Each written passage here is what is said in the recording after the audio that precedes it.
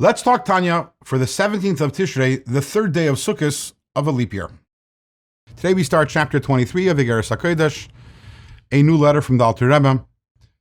And with the inception of Hasidus came the birth of a new phenomenon, which was Hasidic communities. It used to be that in every single city, in every single neighborhood, there was a shul, and the communities were created geographically. And if you lived in a certain neighborhood, you went to the shul.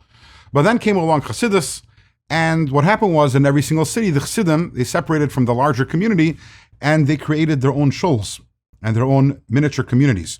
And there are many letters from the Alter Rebbe wherein he addresses these communities and explains what his expectations are for what a Chassidic shul should look like. This letter, and also the one that follows, chapter 24, are two such letters. In this letter, the Alter Rebbe is going to tell the Chassidim what he wants to happen in the shuls every day between Mincha and Ma'ariv. But it's going to take us a while to get to that point. First, Alter Rebbe is going to talk about the incredible value that there is when you have 10 Yidden, 10 Jews gathered together. So the Mishnah tells us in Pirkei Avos, Asara sheyeshven va'iskin b'Torah shchina shruya beinehem, which means that when you have 10 Jewish people sitting together and studying Torah, and as the Alter Rebbe says, by extension, this also includes any mitzvah. Whenever you have a minyan of Jews together doing something which is holy, the Shechina is present over there. The Alter Rebbe says, I want you to pause for a moment and to consider what this means. The Shechina is present when there's a minyan of Jewish people learning Torah, doing a mitzvah.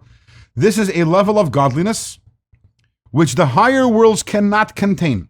It's way too awesome for the higher worlds.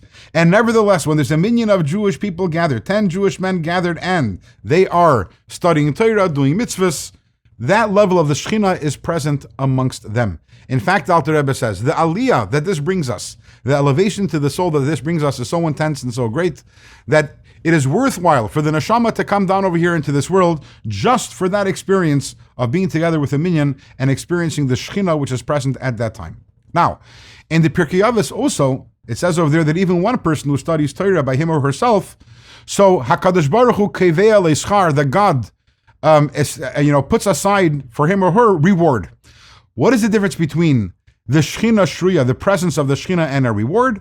That will be the discussion, God willing, in tomorrow's Tanya.